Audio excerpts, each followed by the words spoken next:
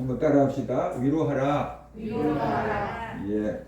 습관은 우리에게 커다란 영향을 미칩니다. 그런데 그 습관 중에 하나가 말하는 겁니다. 말하는 것도 습관이에요. 따라합시다. 말하는 것도 습관이다. 말하는 것도 습관이다. 예, 말하는 것도 습관입니다. 어떤 말을 하느냐, 어떻게 말하느냐에 따라서 우리의 삶이 달라집니다. 어떤 사람, 어떤 말을 듣느냐에 따라서 우리의 감정이 달라지고 어떤 말을 하고 듣느냐에 따라서 주변 분위기가 달라집니다. 입만 열면 상처를 주는 사람도 있고 비난하는 사람도 있고 입만 열면 위로하고 격려하는 사람도 있습니다. 입만 열면 힘들게 하는 사람도 있고 입만 열면 힘이 나게 하는 사람도 있습니다. 입만 열면 화가 나게 만드는 사람도 있고 입만 열면 화평케 하는 사람도 있습니다. 좋은 언어 습관을 가져야 합니다. 그럴 때 우리의 삶이 그만큼 풍요로워지기 때문에 그렇습니다. 특별히 우리는 위로하는 습관을 가져야 됩니다. 우리는 위로하는 사람이 되어야 합니다. 위로가 무엇일까? 네이버 국어사전을 찾아봤어요. 그랬더니 따뜻한 말이나 행동으로 괴로움을 덜어주거나 슬픔을 달래주는 것, 그것이 위로다라고 말하고 있습니다. 우리 말에 기쁨을 나누면 배가 되고 슬픔을 나누면 반이 된다라고 말했어요. 위로는 슬픔을 나누는 거다. 그래서 슬픔을 덜어주는 것, 그것이 위로다라고 볼 수가 있습니다. 왜 위로가 필요할까요? 힘든 사람들이 많기 때문에 그렇습니다. 누구나 힘들 때가 있습니다. 그런데 우리가 이 힘들다는 표현을 잘 안 하고 살지요. 내가 힘들다고 표현을 자꾸만 하면은 약해 보이고 무시당할 것 같으니까 힘들다는 표현을 또 안 합니다. 내가 힘들다고 표현한들 그 사람이 나에게 뭔 도움을 줄 수 있을 것 같지도 않으니까 우리가 힘들다고 표현을 안 하고 묵묵하게 굳세게 살아갈 때가 많이 있습니다. 겉으로는 우리가 굳세고 당당할지라도 속으로는 힘들고 지치고 누군가로부터 작은 위로라도 받고 싶은 것, 바로 그것이 우리들의 마음일 것입니다. 또 슬픈 일을 당한 사람들이 많이 있기 때문에 그렇습니다. 원치 않는 사고로 슬픔에 빠져 있는 사람들이 많습니다. 그런 사람들에게 위로가 필요하지요. 우리나라에서도 이태원 참사로 많은 사람들이 이렇게 목숨을 잃었습니다. 우리는 그랬지, 슬펐지 하고 넘어갈 수 있지만 사랑하는 가족을 잃은 그 사람들은 아직도 그 상처에서 벗어나지 못하고 있고 일상을 회복하지 못하고 있는 사람들도 많이 있다라는 것을 우리가 알아야 됩니다. 최근에 그 튀르키예에서 지진이 일어났지 않습니까? 각국에서 구조팀들이 가서 거기서 많은 구조 활동을 하고 있어요. 근데 며칠 전에 보니까 조선일보에 이런 기사가 떴어요. 6.25 전쟁 떠올라 한국 작가 그림에 튀르키예 국민 눈물 바다라고 이렇게 제목이 붙어 있고 사진이 2장 이렇게 그림이 2장 이렇게 사진 찍어져서 올라왔어요.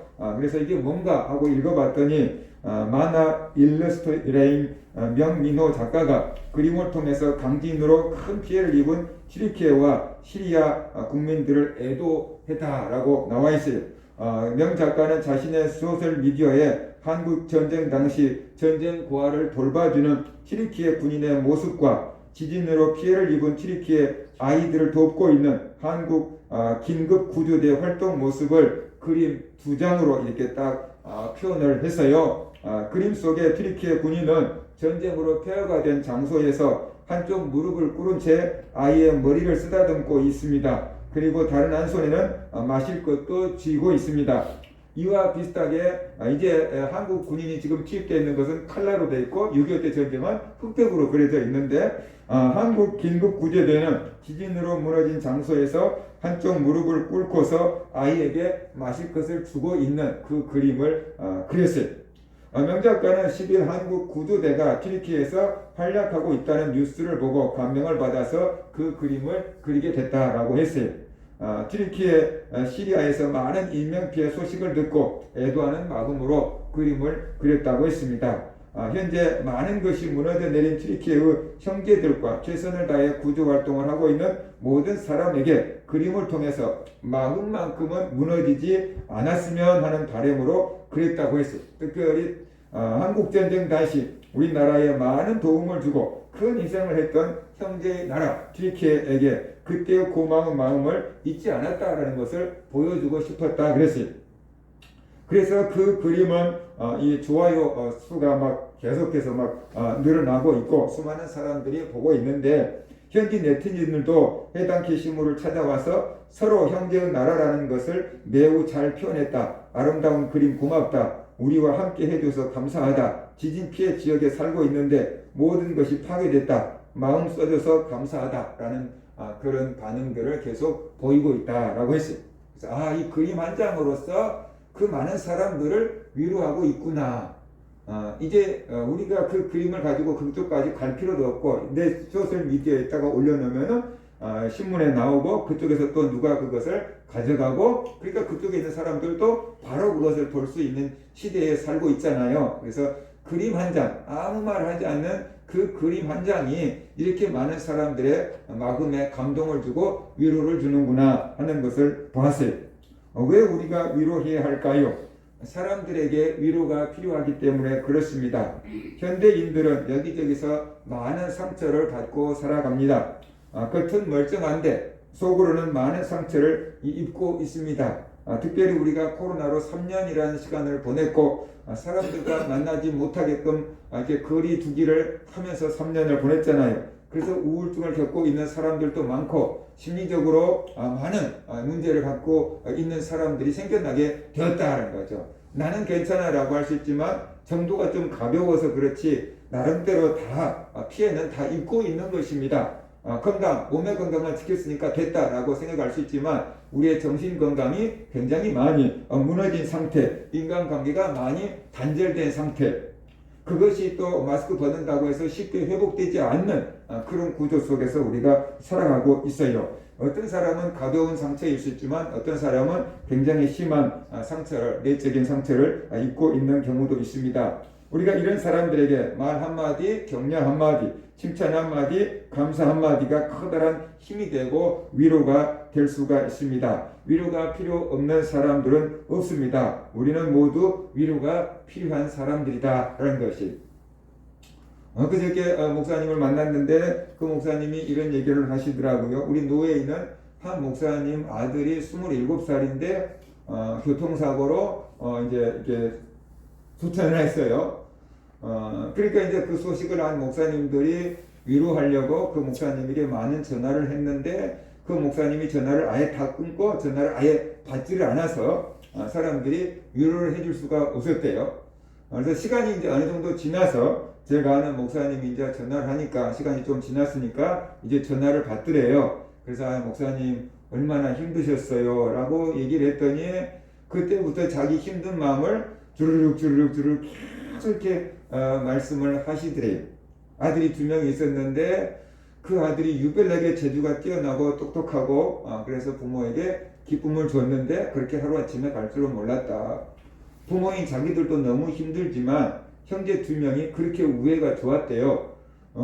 정말로 친구처럼 형제처럼 그렇게 사이좋게 지냈는데 동생이 갑자기 그렇게 돼버리니까 형이 견디지를 못하고 있다고. 지금 시간이 지났는데 오히려 부모들도 힘들지만 그 형이 견디지를 못하고 있다고 그렇게 이야기를 하더라는 것이에요. 상황은 다를지라도 크고 작은 위로가 우리에게 필요하다라는 것이죠. 회사에서 일하다가 윗사람한테 꾸중 맞고 야단 맞고 그러려면 그만둬 뭐 이런 소리를 듣고 올 수도 있잖아요. 우리가 그럴 때 야 얼마나 고민이 많고 얼마나 힘들겠습니까? 내가 뭘 잘못했다고 그래 나는 다 했는데 라는 그런 마음이 우리에게도 들 수 있잖아요. 그래서 이 세상에 있는 사람들 다 말 한마디에도 상처받는다라는 거죠. 말 한마디에 힘이 나기도 하지만 말 한마디에 상처를 받기도 한다. 그까지 그 말 한마디에 무슨 힘이 나 라고 할 수 있지만 뒤집어 놓으면은 말 한마디에 어떻게 돼요? 우리가 상처받잖아요. 시험 들잖아요. 속상하잖아요. 화가 나잖아요. 그것처럼 말 한마디에 우리의 기분이 어떻게 돼요? 좋아질 수도 있고 편안해질 수도 있고 행복해질 수도 있다라는 거예요. 그러니까 우리가 그 말 한마디에도 얼마나 큰 위로가 되느냐라는 것이에요. 얼마나 큰 위로가 되느냐. 그래서 이게 병원에 갔어요. 뭐 그때 뭐 건강검진을 하다가 보니까 헬리코박터균이 있다고 조직 검사를 하더니 그러는 거예요. 그래서 이제 벌써 내원을 하니까 또 약을 2주일치를 먹으라고 2주일치 약을 주더라고요. 이게 항생제가 있으니까 끝까지 다 먹어야 됩니다. 뭐 2주일치를 먹어도 한 80%는 이제 해결되고 그렇지 않은 사람들은 또 2차를 먹어야 됩니다. 그렇게 얘기를 해요. 그래서 이게 안 빠지고 잘 먹어야지 그 약을 꼬박꼬박 잘 챙겨 먹었는데 그 기간에 코로나가 걸린 거예요. 코로나 걸린 동안에도 항생제 들어있으니까 끝까지 먹으라고 했지. 그리고 끝까지 먹는데 너무 막 아파갖고 견딜 수가 없고 막 목이 부었고 밥을 못 먹으니까 약을 2종류 약을 먹을 수가 없어서 10일째 먹고 끊었어요.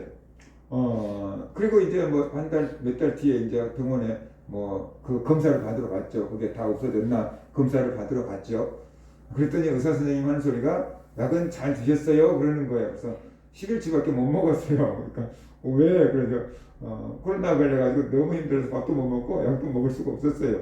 라고 했더니 뭐 그랬군요. 그러면서 그래도 일주일치만 드셔도 한 70%는 좋아지니까 한번 봅시다. 그리고 결과를 탁 검사를 미리 해놓은 결과를 컴퓨터로 열어보더라고요. 그러면서 바로 열어보자마자 그 의사 선생님 하는 말 축하합니다. 그러면서 이게 다 음성 떴어요. 라고 이렇게 하면서 다 못 드셨지만 헬리코박터균이 다 제거됐다고 그러면서 축하한다고 이렇게 얘기를 하는 거예요. 그래서 감사합니다 하고 나왔는데 내가 그게 축하받을 일인가? 그렇게? 근데 그렇게 하니까 어떻게 돼요? 기분은 좋더라고. 그죠? 그 말 한마디 축하합니다. 음성입니다. 약도 안 드셔도 됩니다. 그런 것들이 우리에게 힘이 나고 돌아오는 발걸음이 가볍게 돌아오게 된다라는 것이에요. 그래서 젊었을 때는 우리가 학교에서 이제 시험을 보고 성적표 받을 때 얼마나 조마조마합니까? 몇 등 됐을까? 얼마나 맞았을까? 이게 나이가 드니까 성적표가 문제가 아니고 건강검진 받을 때 별 문제가 없나? 이런 것들이 또 그런 마음처럼 우리를 힘들게 하기도 하잖아요. 그래서 정도 차이는 있지만 사람들 다 힘든 문제들이 있고 또 위로가 필요한 사람들이다. 말 한마디에도 작은 말 한마디에도 우리는 커다란 위로가 되고 삶의 소망을 얻게 되는 것, 그것이 바로 사람이다 라는 것이에요. 그 다음에 사람을 살리고 복음을 전하기 위해서 위로해야 합니다. 우리도 누군가의 위로를 받고 살아왔습니다. 그래서 우리도 누군가에게 받은 그 위로를 가지고 다른 사람들을 위로해야 되는 것이죠. 상처는 사람을 죽이지만 위로는 사람을 살립니다. 말 한마디가 사람을 죽일 수도 있고 말 한마디가 사람을 살릴 수도 있습니다. 말 한마디에 상처받고 시험 들어서 교회를 떠난 사람도 있습니다. 30년, 40년, 50년, 70년 신앙생활에도 소용없습니다. 말 한마디에 상처받아서 교회를 떠나기도 합니다. 목사들도 상처받죠. 장로님, 권사님들도 상처받죠. 말 한마디에 상처받는 겁니다. 그게 가볍게 얘기하는 건데 저 사람에게는 커다란 충격으로 와닿는 거거든요. 어떤 장로님이나 권사님이나 집사님이나 신앙생활 잘하던 분, 교회에서 막 칭찬을 받는 분이 있었는데 그분 집에 뭐 어려움이 닥쳤다, 재난을 당했다, 재앙을 당했다, 뭐 사업이 안 됐다. 그러면 성도들이 가볍게 이런 말 합니다. 죄를 지었으니까 저렇겠지. 제대로 믿었으면 왜 저런 일을 당해? 그런 일을 아무 생각 없이 얘기해요. 그러면은 그 듣는 사람 마음 입장에서는 그게 얼마나 크게 상처가 되겠습니까? 그죠? 그래서 내가 가난해도 견뎠다. 병들어도 견뎠다. 그런데 저것은 도저히 견딜 수 없다. 그리고 상처받고 떠난 사람들도 있다는 거죠. 오늘 아침에 차 타고 오면서 들으니까 김학중 목사님이 설교를 하면서 그런 얘기를 하시는 거예요. 가난해도 정말로 아껴갖고 헌신하고 몸이 병들어도 그 아픈 몸 이끌고 나와서 헌신하고 봉사하던 장로님들이 계셨다는 거예요. 그런데 그 장로님들이 하루아침에 푹푹 쓰러지더라는 거예요. 왜 그러냐니까 그 얘기인 거죠. 뒤에서 수근수근 거리는 말, 저 장로님이 죄가 있으니까 저렇게 자녀들이 안 되겠지. 저 장로님이 죄를 지니까 저렇게 병들겠지. 그렇게 뒤에서 수근수근한 말을 들으니까 이건 도저히 못 견디겠어요. 이 교회는 못 다니겠어요. 그러면서 수십 년 동안 헌신하고 봉사했던 장로님들이 쓰러지더라는 거죠.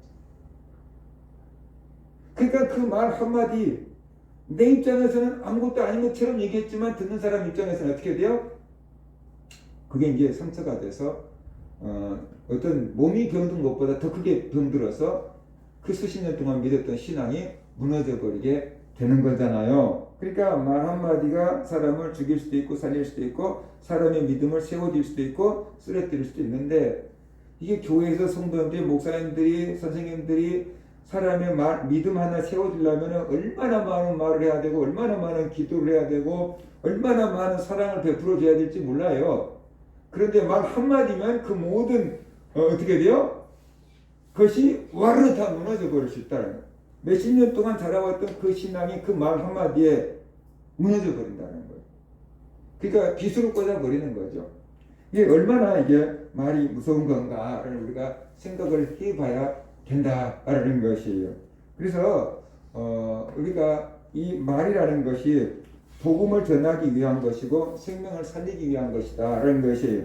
마음이 열려야지 복음이 증거가 되잖아요. 근데 마음이 닫혀 있으면 아무리 옳은 소리를 해도 어떻게 돼요?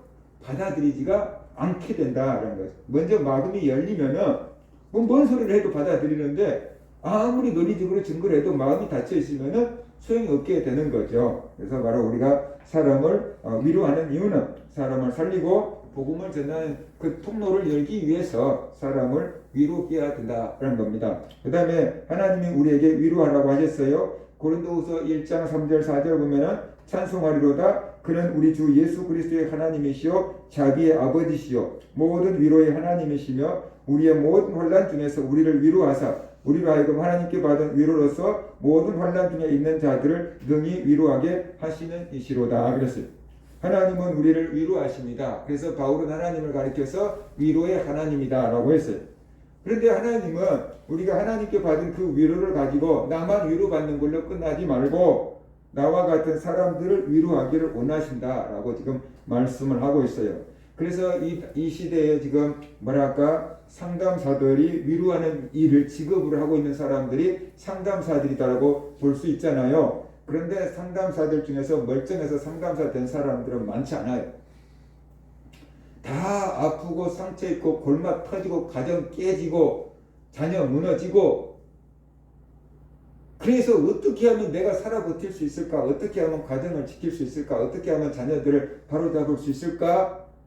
고민하고 길을 찾다가 그 상담이라는 길에 들어서서 거기에서 커다란 도움을 받고 이게 너무 좋은 거야. 예전에 이걸 내가 알았으면 내가 이렇게 안 고생했지. 그렇게 해서 더 배우고 하다가 보니까 자기와 같은 사람들을 위로하는 그런 상담사가 되어 있는 거예요. 그래서 우리가 예수님을 가리켜서 상처 입은 치유자라 그러잖아요. 예수님의 모든 질고를 아시고 모든 병을 알아보셨고 모든 고통을 당해보셨기 때문에 우리를 위로하실 수 있다라고 성경은 말씀하고 있잖아요. 그래서 동병상련이라고 했어요. 같은 병을 알아본 사람들이 잘 위로할 수 있다. 그래서 병으로 고생을 해본 사람들이 병든 사람을 위로할 수 있고 사업이 망해본 사람이 물질 때문에 고통당하는 사람을 위로할 수 있고 공부 못해갖고 고생해본 사람이 공부 못한 사람의 마음을 이해해 볼 수가 있는 거고 그 사람들이 위로를 할 수 있는 거예요. 그렇지 않은 사람들이 위로하면 네가 어떻게 내 마음을 알아? 이렇게 해서 위로가 안 되는 거예요. 근데 나도 다 겪어봤어. 그때 내 겪을 때 이러더라. 그러면 어떻게 돼요? 그게 위로가 되는 거잖아. 그래서 반드시 나와 같은 사람들이 있다라는 것을 우리가 알아야 돼. 내가 병 때문에 고생을 당하면 그 병 때문에 고생당하고 있는 사람들이 있으니까 어떻게 돼요? 그 사람들에게 말 한마디가 위로가 되고 나 이렇게 하니까 좀 도움이 되더라. 그게 또 위로가 될 수가 있잖아요. 도움이 될 수 있잖아요. 경제적인 것 때문에 힘들어하는 사람들 얼마나 많이 있습니까? 그런데 그 경제적인 것 때문에도 위로받을 수 있잖아요. 그러니까 이제 이 사람이 보험이나 세게 들어놓고 이제 정리를 해버려야지. 가족들이라도 살게 해야지. 그 생각을 했나 봐요. 그래서 이제 이거 가려고 그러면 내가 쓰던 물건이라도 정리하고 차라도 깨끗하게 정리해놓고 이제 하려고 차를 이제 청소를 하는데 트렁크에서 뭔 책이 하나 나오더래요. 이게 뭐지? 그거 보니까 동생 이름 있는 거예요. 아, 그때 동생이 준 거구나. 그거 이게 뭔데 줬을까? 하고 읽어봤는데 전부 다 자기 얘기한 것 같더래요. 그래서 그 책을 다 읽고 죽으려고 했던 마음을 포기하고 살기로 했대요. 그래서 나한테 전화를 했더라고요. 나 이런 상황이었다.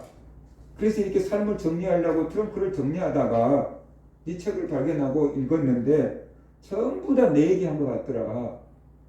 내가 그 책을 읽고 살기로 했다. 그래서 죽으려고 했던 사람이 죽지 않고 살기로 한 거예요. 그 책 하나에.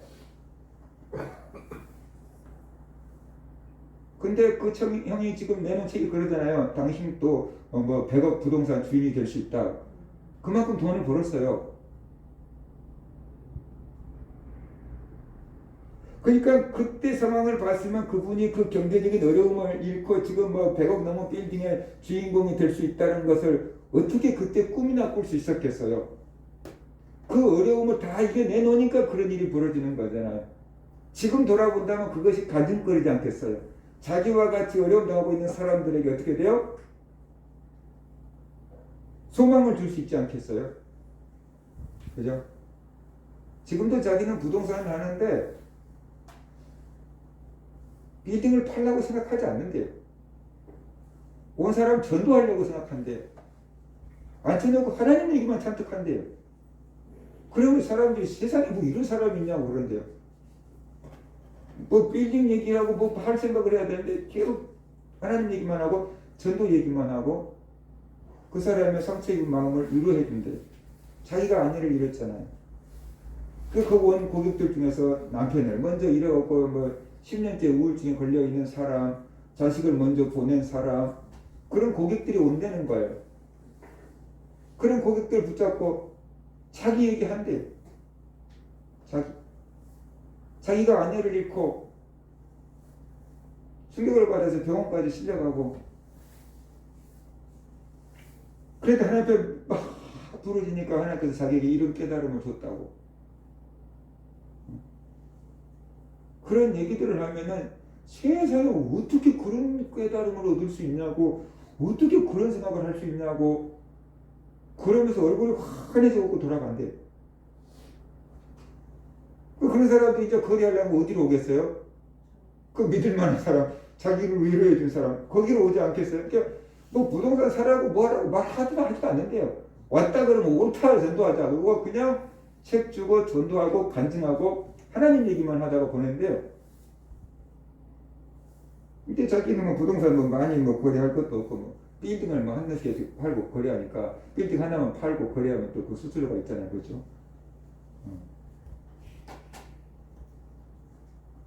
그러는 거예요. 그래서 바로 우리가 하나님께 받은 위로를 가지고 다른 사람을 위로해 주기를 원한다.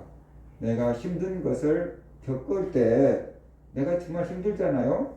근데 저 사람이 죄를 지니까 저러겠지 라고 생각하지 말고 저 사람이 저런 고생을 이기고 나면은 나중에 저렇게 고생한 사람들을 다 위로해 주게 될 거야.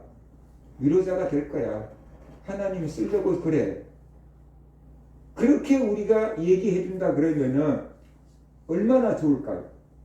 제가 기관지 고장나 폐 고장나 숨도 못 쉬고 잠도 못 자고 그렇게 치료받고 있을 때 형수님이 항상 하는 소리가 아유 도련님 걱정하지 마세요. 하나님은 쓰려고 그래요. 늘 그러신 거예요. 근데 뭐 일하고 뭐 어디다 쓰려고 그런 생각이 들기도 하고 차라리 그냥 건강하게 안 쓰면 좋겠다 이런 생각도 들어요. 그런데 그 말이 우리에게 위로가 되잖아요. 죄를 지었으니까 그래요. 회개하세요. 그 말보다는 위로가 될 거 아니에요. 그죠? 그래서 우리가 저도 어려움 당할 수 있고 여러분들도 어려움 당할 수 있어요. 지금은 괜찮지만 앞으로 어떻게 다 보장할 수 있습니까? 그렇죠? 그때 누군가가 어려움 당한다고 그냥 아무 생각도 없이 죄를 져서 저래 숨은 죄가 있겠지 이러면은 상처가 되는 거죠. 하나님이 쓰려고 그래. 저 고난 당하면 기도로 하나님 만나고 은혜 받을 것이고 그 다음에 그와 같이 어려움 당한 사람들을 나중에 위로하는 위로자가 될 거야. 몸이 아픈 사람들은 나중에 몸 아픈 사람들을 위로해 줄 수 있고 이해해 줄 수 있고 물질 때문에 힘든 사람은 가난 때문에 고통당한 사람은 마음을 이해할 수 있고 위로할 수 있고 사람 때문에 상처받아본 사람들은 사람 때문에 상처받은 사람 마음을 다독거릴 수 있고, 가정이 깨져본 사람은 자기와 같이 가정 파괴 때문에 고민하고 있는 사람을 위로해 줄 수 있다는 것이 아주 유명한 임하고 치유라고 하는 법을 만들어낸 분이 있는데, 그분이 미국에 있는 목사님이고 심리학자인데 그분이 이혼을 했어요. 그래갖고 완전히 내가 이혼한 건 저 여자 때문이다. 그리고 재혼을 했어요. 이제 새로운 여자를 만나면 천국이 이루어질 거야 하고 재혼을 했어요. 근데 새로운 여자를 만났는데도 천국이 아니고 또 지옥인 거예요. 또 이혼 위기에 몰렸어요. 그러니까 이 사람이 목사고 심리학자잖아요. 도대체 왜 그럴까? 연구를 하다가 보니까 대화법이 틀렸구나.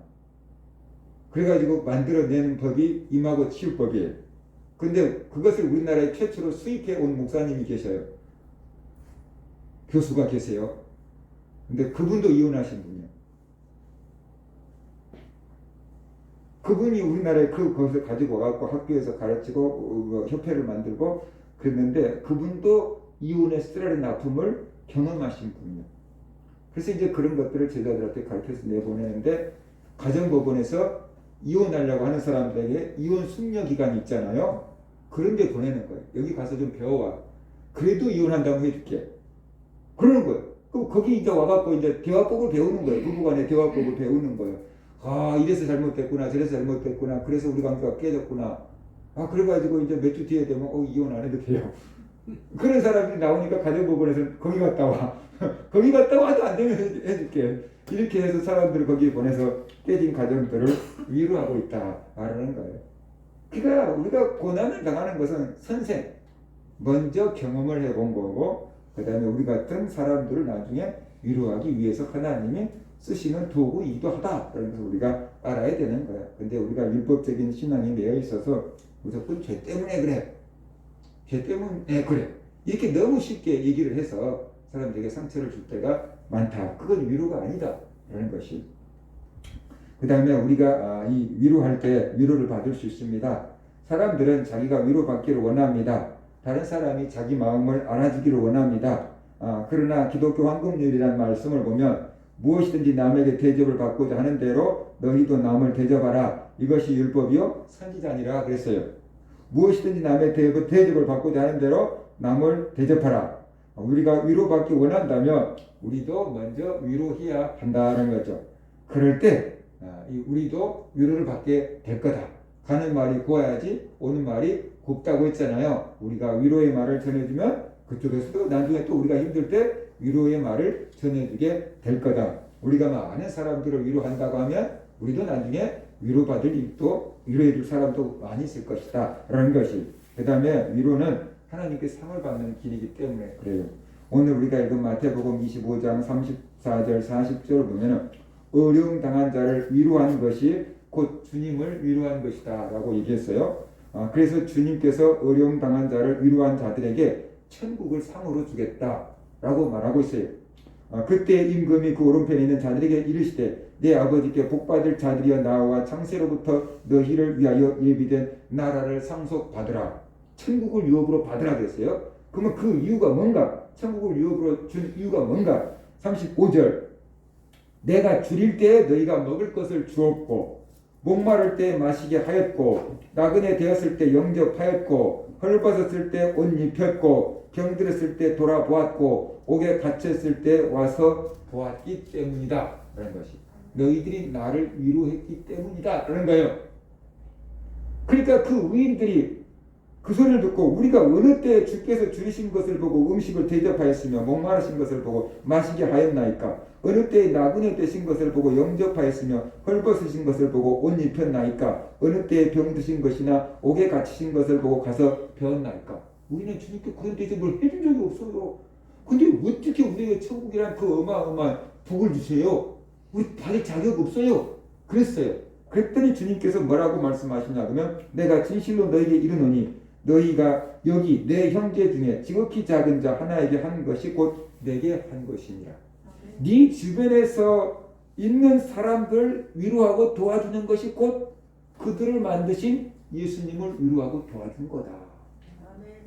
그렇게 말씀하고 계시잖아요. 그래서 줄인 사람에게 먹을 것을 주고 목마른 사람에게 마실 것을 주고 나그네 잘 것 없는 사람을 영접해 재워주고 헐벗은 사람에게 옷을 입혀주고 병든 사람 병문안하고 믿음 때문에 감옥에 갇힌 성도들을 면회한 것이 어려움 당한 사람들을 위로한 것이고 주님을 위로한 거다. 그러니까 나도 너희를 천국을 통해서 너희를 위로하지 마. 그럼 천국을 주겠다라고 말씀하고 계신다라는 것이. 자, 그러면 우리가 위로해야 되는데 위로에는 어떤 것이 있을까? 위로에 세 종류로 나눠볼 수 있어요. 위로를 정서적인 위로가 있어요. 사람들이 어떨 때 위로를 받습니까? 자기의 마음을 알아줄 때 위로를 받는다라는 거예요. 자기의 마음을 알아줄 때 위로를 받는다. 힘든 마음, 속상한 마음, 억울한 마음, 화난 마음, 불안한 마음, 이런 자기의 마음을 알아줄 때 사람들은 위로를 받습니다. 사람들이 생각하는 대부분의 위로는 이런 정서적인 위로입니다. 힘든 일 당하고 슬픈 일 당한 사람들을 위로해 주는 것, 그것이 정서적인 위로죠. 지금 마음이 무너져 있기 때문에 마음을 세워주는 것, 바로 그것이 정서적인 위로다라는 것이. 학교 갔다 와서 오늘 학교에서 이런 일이 있었어요. 그리고 막 속상한 얘기하는 것은 내 마음이 이렇게 속상하니까 나 위로해 주라 하는 것. 회사 갔다 와가지고 오늘 또 과장님이 또 이랬어 저랬어 막 이렇게 얘기하는 것은 나 억울한 마음 좀 이해해 주라 라는 거예요. 그 마음만 위로해 주고 알아만 줘도 되는 건데 당신이 뭔가 잘못했으니까 그렇겠지. 이렇게 하면 이제 어떻게 돼요? 이제 위로가 안 되는 거죠. 그렇죠? 욥의 친구들도 욥을 위로하러 왔습니다. 욥은 하루아침에 재앙을 당했습니다. 모든 재산을 다 잃고 자녀들을 잃고 몸은 병들었습니다. 그 소식을 듣고 욥의 친구들이 욥을 위로하러 왔습니다.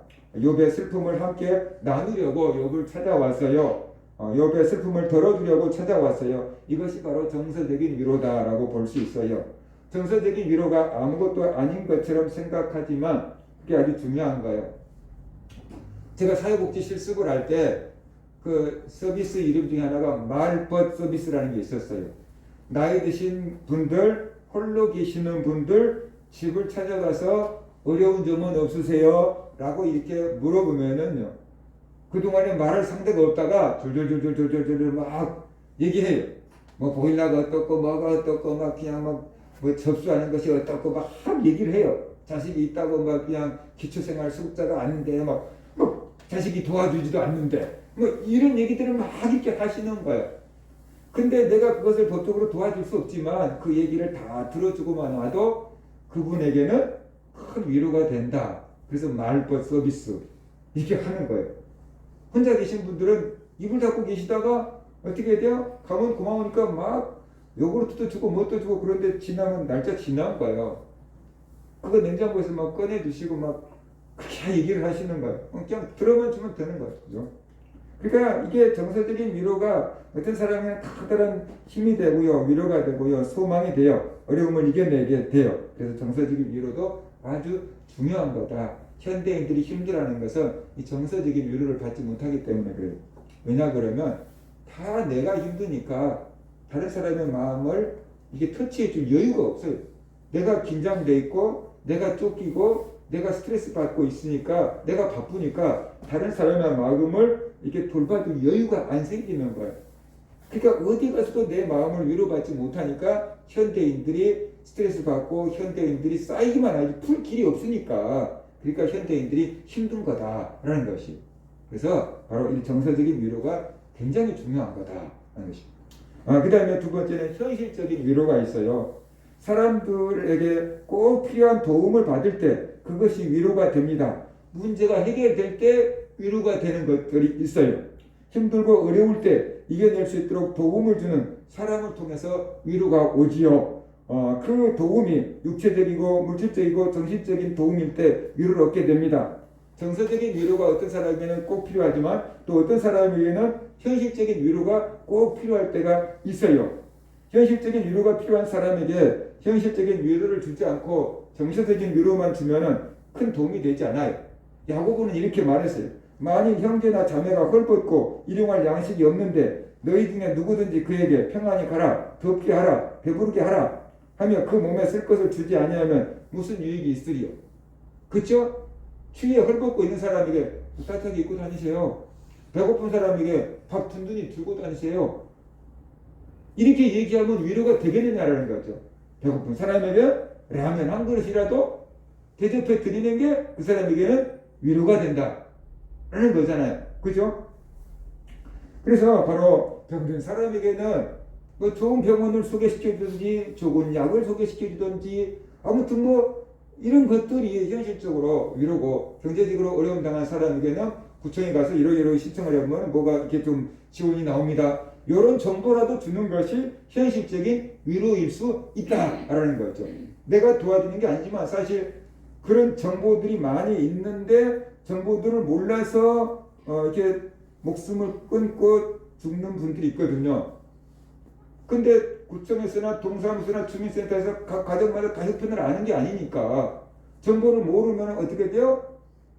그래서 이 복지사회에서는 이게 원래 정부가 알아서 우리 복지를 챙겨줘야 되는데 그게 안 되기 때문에 우리가 복지를 찾아 먹는 거예요. 내가 받을 수 있는 복지 혜택을 찾아 먹어야 되는 거예요. 근데 그것을 모르신 분들이 있기 때문에 복지 혜택이 이런 것들이 있습니다. 가보세요. 와서 보니까 진짜 도움이 되네요. 그렇다 그러면 현실적으로 그분에게 어떻게 돼요? 도움이 된 거죠. 그죠? 그러니까 우리가 직접 도움을 주지 못하더라도 도움을 줄 수 있는 어떤 기관이나 어떤 의사나 병원과 이렇게 연결만 시켜줘도 이것이 커다란 현실적인 도움이 될 수도 있다는 것을 우리가 알아야 되는 거죠. 그래서 좋은 정보를, 그 사람한테 꼭 필요한 정보를 주는 것도 그것도 현실적인 도움을 주는 거예요. 그래서 사회복지사들이 하는 것이 그런 일 중에 하나다라는 것을 우리가 알아야 돼요. 이거 뭐 그래서 어떻게 돼요? 이게 어떠가도 연결을 시켜주면 되잖아요. 생활이 어렵다고 한 사람들 뭔가 독지가 하고 연결만 시켜줘도 매달 어떻게 돼요? 얼마 정도라도 이렇게 지원이 되니까 그런 것들이 해결해 줄 수 있는 일들이다. 그래서 우리가 알아야 되는 거죠. 현실적인 위로 필요한 사람이 있어요. 그런 사람들을 위로해 줄 수 있어야만 된다는 것입니다. 그 다음에 영적인 위로가 있어요. 대부분 사람들은 위로하면 정신적인, 정서적인 위로를 먼저 생각하고 그 다음에 현실적인 위로를 생각합니다. 영적인 위로는 생각하지 않습니다. 영적인 위로가 있다는 것도 모릅니다. 그러나 성경은 영적인 위로를 말씀하고 있습니다. 사람들의 위로도 중요하지만 하나님의 위로가 더 크지요. 특별히 고난받은 성도에게 하나님의 위로가 필요하고 영적인 위로가 필요합니다. 누가복음에 보면 시므온은 이스라엘의 위로를 기다리는 자였다라고 말하고 있어요. 그리스도를 기다렸다는 거예요. 왜냐 그러면은 이스라엘이 나라를 빼앗기고 로마의 압제하에서 너무나 힘든 시간을 보내고 있는데 로마는 너무 강력한 거예요. 그 로마를 이기고 그 속에서 구원받고 해방되고 독립한다는 것은 불가능한 것처럼 보인 거예요.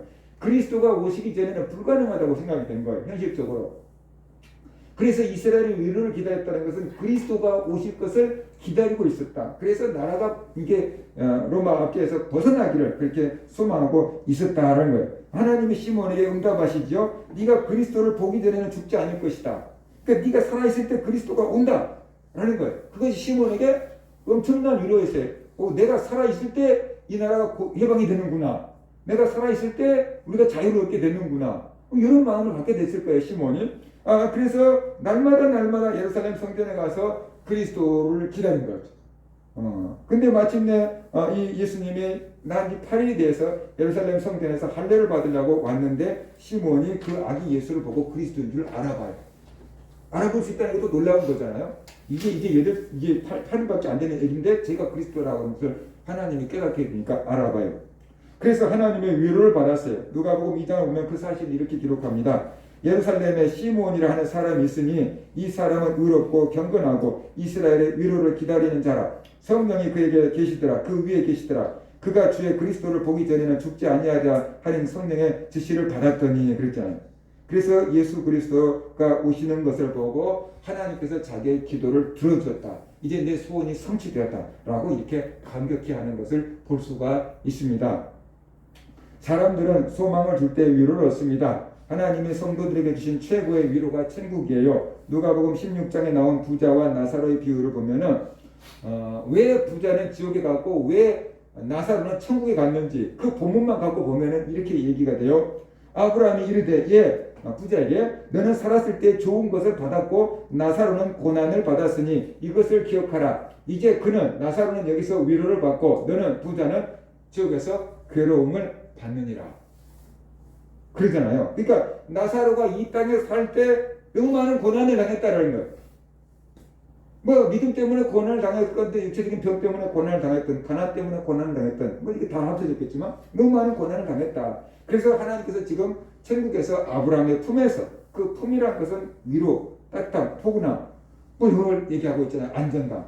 거기서 위로를 받고 있다라고 말씀을 하고 있는 것이. 그래서 천국이 바로 성도들에게 그 위로의 장소다.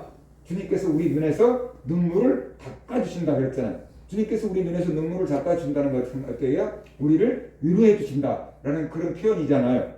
천국이 우리의 소망입니다.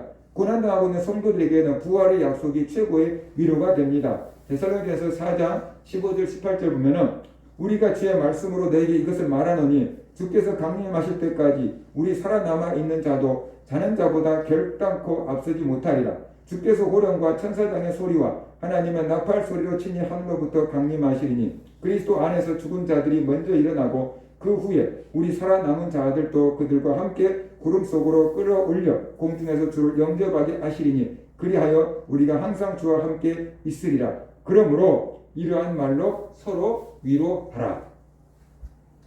주님이 다시 오실 때 우리가 공중으로 끌어올려서 주님을 맞이하게 될 거다.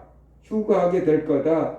부활하게 될 거다. 변화된 몸을 입게 될 거다. 그러니까 지금 현실에서 많은 고난을 당하고 믿음 때문에 핍박을 당하고 있지만 이런 소망을 가지고 성도들을 서로 위로하라 라고 말하고 있어요. 서로 위로하라는 것은 어떻게 되죠? 위로를 주고받으라. 그래서 믿음을 굳건하게 해서 현실적인 어려움을 이겨내라 라고 지금 말씀을 하고 있는 거지요. 자, 어떻게 우리가 위로할 수 있을까라는 것이 위로하고 싶어요. 그런데 위로할 방법을 몰라서 위로를 못할 때가 많이 있어요. 욥의 친구들 욥을 위로하러 왔어요. 그런데 욥을 결과적으로 욥을 위로하기보다는 욥의 막 화를 막 분노를 막 자극하는 사람들이 되었어요. 왜 그러는가? 위로하려고 하지 않고요. 가르쳐 주려고 했기 때문에. 위로하려고 하지 않고 이게 올바른 거야. 너 죄를 졌기 때문에 그래. 회개해. 하나님이 용서해 줄 거야. 가르쳐 주려고 한 거예요. 가르쳐 주려고. 사랑의 마음이긴 해요. 근데 이게 도움이 안 되더라는 거죠. 욥을 통해서 보면은. 그죠? 그래서 올바른 것을 가르쳐 주려고 하면은 이건 상처가 되지 위로가 안 된다. 옳고 그러면 내버려 두고 우선은 위로를 해줘라. 위로가 되면 그 다음에 이제 옳고 그런 것을 받아들일 수 있는 여유가 생길 거다. 근데 그게 순서가 바뀌어 놓으니까 마음이 다치고 안 되는 거다라는 것이. 뭐 어떻게 위로해 줄 것인가? 잘 듣고 공감해 줘라라는 거예요. 잘 듣고 공감해 줘라. 상대방의 감정이 어떤지 모르면 위로해 줄 수 없습니다. 그런데 문제는 사람들이 내 감정이 어떤지도 구분을 못 하거든요. 내가 화내놓고 화났다고 안 하죠. 안 하죠. 그죠? 왜 화를 내? 그럼 언제 화를 냈다고 그래? 그죠? 힘드시겠네요. 라고 그러고 안 힘드는데요? 그래. 제 친구 목사가 교회가 굉장히 어려운 일을 당해서 내가 힘드시지요? 그랬어요. 안 힘들어요. 그래. 공군 뭐 소령 출신이니까 뭐 군기로 이겨내는가 보다. 그런데 나중에 보니까 심장에 혈관이 3개인데 2개가 막혀갖고 그 스탠스 가서 심고 수술 받아갖고 살아났잖아요. 그렇게 몸이 힘드는데 안 힘든다 그래요. 그럼 거짓말 한 거냐? 그게 아니에요. 내가 힘든 것을 못 느끼는 거야. 내가 힘드는데 내 힘든 걸 못 느끼더라고. 몸이 못 버텨서 그렇게 병이 드는데 자기가 힘들다고 못 느끼는 거야. 내가 화가 났는데 화가 났는지 몰라. 내가 우울증이 걸렸는데 우울증이 걸린 줄 몰라. 내가 슬픈데 슬픈 줄 몰라. 내가 억울한데 억울한 줄 몰라. 그럴 수 있잖아요. 그런데 많은 사람들이 자기 감정도 모르는데 어떻게 남의 감정을 공감할 수 있겠어요? 너 슬프겠구나. 너 힘들겠구나. 너 외롭겠구나. 너 짜증나겠구나. 어떻게 남의 감정을 이해해 줄 수 있겠느냐는 거예요. 내 감정도 모르는데. 그렇죠? 그래서 상대방의 감정을 잘 공감해 줘야 제대로 된 위로를 해줄 수 있어요. 그러니까 위로해 주려면 상대방의 말을 잘 듣고 상대방의 감정을 공감해 줘야 되고, 왜 저런 말을 할까? 어떤 기분이길래 저럴까? 이것들을 우리가 한번 좀 생각해 봐야 돼. 그래서 요즘 말로 한다면 경청, 잘 듣는 거고, 그 다음에 어떻게 돼요? 리액션을 잘 해줘야 되는 거죠. 음식 먹고 리액션 하는 연예인들 봤죠? 그죠? 우리가 평상시 집에서 그렇게 합니까? 집에서 막 음식 먹고 막 그냥 그렇게 하지 않잖아요. 그죠? 근데 그 사람들은 막 카메라 앞에 있으니까 막 좀 과도하게 리액션을 하는 거죠. 그죠? 근데 그렇게 해주는 것, 바로 그것이 공감하는 것입니다. 로마서 12장 15절 보면 즐거워하는 자들과 함께 즐거워하고 우는 자들과 함께 울라고 했어요. 이것이 최고의 공감이에요. 저 사람이 지금 저 얘기를 하는 게 자랑하고 싶어서 그런가? 자랑하고 싶어서 그런가? 어제 그제 장로님을 만났는데 자기 고향교회 장로님들 식사 대접을 하려고 갔더니 목사님이 이렇게 그 교회에서 갑자기 기도를 해달라고 그러더니 설교를 해달라고 그러더니, 그래서 오후 예배 자기가 설교를 하고 왔다고 그러는 거예요. 그럼 장로님이 그 얘기하고 하신 얘기가 뭘까요? 이래부터 내가 고향교회에 가갖고 설교까지 하고 온 장로다. 내가 설교를 통해서 고향 후배들한테 많은 은혜를 끼쳤다. 그거 자랑하려고 하는 거잖아요. 그래서 어떤 설교를 하셨는데요? 그거 이제 다른 목사님이 물어보니까 줄줄줄 내 자랑하려고 하는 것은 아닌데 그러면서 아마 수십 년 전 얘기까지 막 이렇게 막 나오는 거예요. 자랑하고 싶어서 그러면 어떻게 돼요? 자랑할 수 있게끔 장을 딱 마련해 주면은 그 사람에게 커다란 위로가 되는 거죠. 그렇죠? 그래서 즐거워하는 자들과 함께 즐거워하고 우는 자들과 함께 울어주는 것, 바로 이것이 잘 듣고 위로해 주는 거다. 그러면서 우리가 알아야 돼요. 특별히 힘들고 슬프고 안타까운 얘기들을 막 줄줄줄 할 때 우리가 잘 들어주기만 해도 아이고 그랬구나, 그래서 힘들겠구나, 이렇게 들어주기만 해도 우리가 위로가 된다라는 것이. 나는 아무것도 해준 거 없는데 그 사람은 속이 시원해져서 가거든요. 할 말을 다 했기 때문에. 그러니까 위로가 되는 것이. 그 다음에 위로의 말을 통해서 위로해줘요. 속상했다, 속상하겠다, 억울하겠다, 화나겠다, 슬프겠다, 힘내, 기도해줄게, 이런 말 한마디가 힘들어하는 성도들에게 큰 위로가 될 수 있습니다. 여러분을 위해서 기도해주는 사람이 몇 명이나 있습니까? 여러분 힘들 때 나 힘들다고 얘기하고 기도해주라고 부탁할 수 있는 사람들이 몇 명이나 있습니까? 적어도 우리에게 몇 사람은 그런 사람들이 있어야 될 겁니다. 그래서 기도해줄게, 그 말 한마디만 들어도 우리에게 성도들은 커다란 힘이 되고 위로가 된다는 거지. 그리고 또 기도해줄게, 약속했으면 공수표 남발하지 말고 기도해줘야 돼. 오랜 시간 아닐지라도 우리가 그들을 위해서 기도해줘야만 된다. 우리 교회 성도들, 여러분이 기도해줘도 되잖아요. 목사 아니라도 기도해도 되잖아요. 아이고 집사님 힘드시네, 제가 기도해드릴게요. 집에 가서 기도해줘도 되지만 전화로 기도해줘도 되잖아요. 전화로 기도해. 언젠가 누나가 전화를 했어요. 힘든 얘기들을 잔뜩 하는 거예요. 그러더니 기도해주라 그러는 거예요. 그래서 알았어요, 기도해줄게요. 나는 내 기도 시간에 기도해준다는 거였어요. 다시 전화를 했어요. 지금 전화로 기도해주라 그러는 거예요. 전화로 기도해줬어요. 아무 소리 안 하고 있더라고요. 아멘도 안 하고 아무 소리도 안 하고 있더라고요. 그럼 기도했으면 아멘 해야지. 한점 뒤에 아멘은. 나중에 전화를 해서 하는 소리가 그 기도를 듣고 울음이 북받쳐서 터져 나왔대요. 한참 울고 나니까 너무 속이 시원해지더래요. 위로를 받았다는 거예요. 그죠? 그러니까 우리가 집사님들한테 전화하고 안부도 물어보지만 힘들다고 하면은 그 자리에서 그냥 전화를, 집사님 제가 잠깐 기도해 드릴게요 하고 이렇게 기도해 주는 것, 그것도 굉장히 중요한 위로가 된다는 것이에요. 그래서 우리 집사님들 기도 엄청 잘하잖아요. 그죠? 우리 양희심 성도님 먼저 통화했더니 오건사님은 왜 그렇게 기도를 잘하시는지 모르겠어요, 부러워요 그러시더라고. 인터넷으로도 다 이제 예배를 드리고 있으니까 오건사님 어떻게 이렇게 기도를 잘하시는지 너무 부럽다고 그렇게 얘기를 하시는 거예요. 위로가 된다는 거잖아요. 그렇죠? 그러니까 우리가 이게 전화로라도 기도해 주는 거, 그것이 성도들에게는 굉장히 큰 위로예요. 힘드시겠네요, 제가 잠깐 기도해 드릴게요, 기도해도 될까요? 그래서 이해해 주세요. 그럼 기도해 주면 되잖아요. 그러면 뭐 기도해 줄게요 하고 나중에 잊어먹고 못 해주는 것보다 훨씬 낫잖아요. 그러니까 우리가 그렇게 잠깐씩이라도 애들한테라도 이렇게 기도해 주는 거 굉장히 중요한 거다라는 것입니다. 그 다음에 따뜻한 손길로 위로할 수 있습니다. 우리가 위로해주고 싶은데 사실 장례식장 같은 데 가서 보면은 뭐라고 위로해야 될지 못할 때도 있잖아요. 그렇죠? 연세가 많이 드셔서 이제 돌아가셨으면 호상입니다. 그럴 때는 좀 가볍지만 갑자기 막 젊은 사람들이 그런 일을 당했을 때는 찾아가고 뭐라고 위로해줘야 될 수가 없을 때가 있잖아요. 그렇죠? 말로 해갖고 될 것 같지도 않을 때가 있단 말이죠. 그때 그냥 찾아가갖고 손이라도 꼭 이렇게 잡아주고 있으면은 상대방은 위로하려고 그러는구나. 저 사람이 날 위로해 주는구나. 그 따뜻한 온기로 느낄 거 아니에요. 말 주변이 없어서 말을 못 하겠네. 그리고 손이라도 잡아주고 있으면은 그것을 통해서 커다란 위로를 얻을 거다라는 것이 때로는 말보다 그 손 하나 잡아주는 것이 더 따뜻하고 포근하게 와 닿을 수도 있다라는 것이. 형수님이 돌아가셔서 장례 예배 드리려고 해서 제가 딱 찾아갔거든요. 조카가 보고 아빠 작은 아빠 왔어요. 형님이 탁 나오더니 나를 탁 끌어안더라. 끌어안고 한참 이렇게 있더라. 그 나도 그냥 가만히 있었죠. 뭐라고 위로하겠어요, 그죠?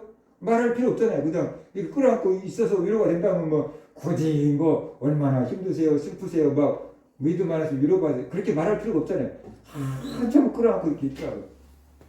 그냥 저도 그냥 가만히 끌어안고 있었죠. 얼마나 힘들까. 그렇게 있는 것만 해도 위로가 되는 거죠. 그죠? 그래서 우리가 따뜻한 손길 하나, 한번 포옹해주는 거 하나, 그것도 말할 수 없는 위로가 될 수 있다. 그래서 내가 어떤 효과적인 말을 하지 못한다고 할지라도 위로하고 싶은 마음 하나를 갖고 얼마나 힘들어. 가장 손이라도 하나 잡아주면 그것이 위로가 된다. 그런 것이 그것이 위로가 돼요. 함께 있음으로 위로해 줄 수 있습니다. 고난당한 성도들과 함께 있는 것 자체가 위로입니다. 우리가 잘 될 때는요, 옆에서 막 와서 친하게 지내려고 하는 사람들이 많아요. 그런데 우리가 실패하고 무너지고 막 빚쟁이에 쫓기고 막 병들어 죽게 되고 막 그러면은 사람들이 다 끊어져 나가요. 얼마 없어요. 그럴 때 끝까지 옆에 있어주는 거, 그것이 위로잖아요. 그래도 다 떠나가도 이만큼은 남아있네. 그럴 사람 있잖아요. 그게 우리에게 위로가 된다라는 것이. 그러니까 힘들고 어려운 사람, 다른 사람들 다 버리고 떠나갈 때에도 우리가 곁에서 묵묵히 있어주는 것만 해도 우리가 위로가 된다라는 것이에요. 그래서 이렇게 우리가 위로해 줄 수 있구나. 그래서 우리가 알아야 됩니다. 위로해주고 위로받고 살아가야 돼요. 그런데 문제는 어떤 사람들은 위로해 주려고 하는데 나는 위로할 재주가 없어 못한 사람도 있고, 어떤 사람들은 위로해 주려고 하면은 거부하는 사람도 있어요. 왜 그러냐 그러면 내가 위로받는다고 하면 내가 약하다라는 표현이고, 위로받고 있다고 하면 자존심을 상해하는 사람도 있어요. 그건 건강하지 못한 마음 구조다라는 것이에요. 내가 위로가 필요할 때는 언제든지 누군가가 위로해 주겠다 그러면 고맙습니다. 그 말이 나에게 큰 위로가 됩니다 하고 위로를 받으면 되는 거예요. 그것이 건강한 마음이에요. 그리고 내가 힘을 내서 내가 살아갈 때 또 내 주변에 누군가가 위로가 필요한 사람들이 있겠죠. 그러면 가서 내가 또 위로해주면 되는 거예요. 그러니까 필요할 때는 내가 위로를 받고, 또 누군가가 내 주변에 위로가 필요한 사람이 있으면 위로를 해주며 살아가는 것이 건강한 거예요. 근데 어떤 사람들은 다른 사람한테 위로받는 것은 거절. 내가 위로받을 만큼 약하지 않아. 그러면서 위로받기를 거절하는 사람이 있어요. 네가 날 위로하려고 그래? 이러는 거예요. 최세훈 선교사가 선교사를 회의에 나가서 있었으니까 향수병이든 뭐든 얼마나 많이 힘들었겠습니까? 그래서 우리나라에 와가지고 심리상담 몇 회를 끊어가지고 심리상담을 하러 갔는가 봐요. 그랬더니 힘들다고 얘기하니까 그쪽에서 이제 뭐라고 얘기했을 거 아니에요. 최세훈 선교사가 나한테 하는 소리, 그 소리를 딱 들으니까 자기 마음속에 위로가 된 게 아니고 무슨 생각이면 또 작업 들어오는구나 라는 생각이 들더라는 거예요. 나는 환자를 보고 작업 들어오는구나 라고 생각이 들더라는 거예요. 그래서 다 털어놓지 못하고 왔다라고 얘기를 하는 거예요. 그렇게 거기 왜 갔어요? 돈 주고 간 거잖아요. 치료받으려고 간 거잖아요. 뭐가 힘들고 왜 아프고 막 얘기를 해야지 그쪽에서 그래 들어주기만 해도 되는 건데 작업 들어오네? 이렇게 하니까 자기가 철통방어를 딱 해버리니까 어떻게 돼요? 더 이상 도움을 못 받고 오는 거잖아요. 그러면 안 되잖아요. 그죠? 그래서 우리가 위로가 필요할 때는 언제든지 애기 위로라도 받아라. 그런 거예요. 그리고 또 내가 위로할 수 있을 때는 누구든지 위로해줘라. 그것이 건강한 마음으로 살아가는 거다. 그런 것을 우리가 알아야 돼. 신앙생활 하다가 보니까 다른 사람들이 시험 들 때 잘 위로해주고 권면해주고 세워주는 사람들이 있어요. 근데 자기가 시험 들면 누군가 권면하면 절대로 안 써요. 내가 목사님이 뭔 소리 할지 다 안다 그 말이지. 그러니까 절대로 위로를 안 받아요. 그것도 건강하지 못한 마음이죠. 성도들이 시험 들 때 자기가 위로해 줬듯이, 그죠? 내가 시험 들면 또 누군가가 와서 나를 위로해주면 그 위로를 받으면 되는 건데, 나는 다른 사람만 위로하고 다른 사람 위로는 안 받으려고 하는 사람도 있어요. 이게 수고받는 거잖아요. 은혜도. 이게 그렇게 되면 안 되는 거예요. 그래서 내가 목사인 나도 기도가 필요하니까 기도해 주세요 그런 거잖아요. 목사가 기도해 주는 사람이지 무슨 기도 받는 사람이냐 그렇게 생각하면 안 되는 거잖아요. 그죠? 제가 광주에 있을 때 한 2천 명들이랑 교회 잠깐 다녔는데 거기에 목사님이 주일날 예배를 다 드리고 나서 성도님들 중에서 저를 위해서 기도해 주고 싶은 분들 있으면 나와서 안수해 주세요 그러더라고요. 그래서 제가 깜짝 놀랐어요. 2천 명이나 되는 큰데 목사님이 성도님들 도와서 자기한테 그냥 기도해 달라는 게 안수해 달래요. 그 몇몇 성도들이 나가대요. 그 목사님 예배 끝나고 여기 나가갖고 안수해 주세요. 이렇게 성도님들에게 한번 이렇게 됐다고 손을 대고 막 하고 기도해 주는 거예요. 그러니까 목사님은 늘 안수해 주는 것만 봤죠. 성도들이 목사를 위해서 안수해 주는 거 보니까 문화 충격이더라고. 오, 근데 그럴 수 있잖아요. 그렇게 성도들한테 기도해 주세요라고 부탁하신 그 목사님이 참 겸손한 것이고 그만큼 은혜의 맛을 알기 때문이지 않느냐라는 거예요. 그죠? 그러니까 우리가 시험 들었을 때 누군가가 위로해주면 그 위로를 그냥 감사함으로 받으라 라는 거예요. 또 내가 시험 들었을 때 누군가 옆에서 위로해 주려고 오면은 그래도 나를 위로해 주려고 또 이렇게 찾아오는 목사님이 있고 집사님이 있고 학생들이 있구나. 그걸 감사함으로 받으면 되는 거예요. 목사님이 무슨 얘기할지 다 알아요. 그렇게 얘기하고 있어도 상관없어요. 이렇게 하고 있으면 안 된다는 거예요. 우리가 위로할 수도 있고 위로받을 수도 있고 그것이 건강한 마음 구조를 가지고 살아가는 것입니다. 우리 교회 성도님들 힘들고 슬픈 일을 당할 때 알았으면 위로해주고 전화해주고 기도해주기 바랍니다. 근데 우리 교회 성도님들이 힘들어요. 아프다는 소리 알아들었어요. 그런데 여기서 내가 기도 막 해요. 우리 집사님한테 제가 막 기도해요. 근데 그 집사님이 내가 기도해준 거 알까요? 모를까요? 믿음이 있고 깨어있으면 우리 교회 성도들이 나를 위해서 기도해줄 거다라고 믿겠지만 믿음이 좀 식어져 있으면은 누가 나를 위해서 기도해주겠어 그런 생각 할 수 있잖아요. 근데 직접 전화해서 기도해주면 저 권사님이 저 집사님이 나를 위해서 전화까지 해주네 나를 위해서 기도까지 해주네 그러면 또 다르겠죠. 그죠? 그러니까 말 안 해도 목사님 다 기도하고 있어요. 그게 아니고 모르는 사람은 몰라. 그러니까 우리 교회 오랫동안 안 오고 있는 성도님들 전화 한번 해주고 기도 한번 해주고 내가 오랫동안 안 오신 분 전화했더니 목사님밖에 없어요. 나한테 기도해 전화해 주신 분 목사님밖에 없어요. 그러는 거야. 그러니까 우리가 전화 한 번씩 해주고 기도 한 번씩 해주고 어떻게 지내냐. 목사가 전화하면 교회 나오라 그런 거구나 라고 생각해요. 이제 집사람들이나 권사님들 전화하면은 물론 그러겠지만 그렇게 기도해주고 교회 나오라는 소리 안 하고 그냥 기도만 해주고 끊어도 돼요. 그러면 교회에서 성도들이 나를 위해서 관심을 갖고 있구나 기도해주고 있구나 나갈 때 되면 나와야지 그런 마음을 갖게 된다라는 것이 그래서 우리 성도들이 믿음 생활을 잘 지탱해 갈 수 있도록 서로 격려해주고 위로해주고 기도해줘야 된다. 심리적인 위로가 필요할 때가 있고요. 현실적인 도움이 필요할 때가 있고 영적인 기도나 위로가 필요할 때도 있어요. 그래서 우리 성도님들은 이런 것들이 필요하구나 알고 또 잘 챙겨주고 위로해주고 위로받고 사는 그런 성도님들 되시기를 주의 이름으로 축원합니다.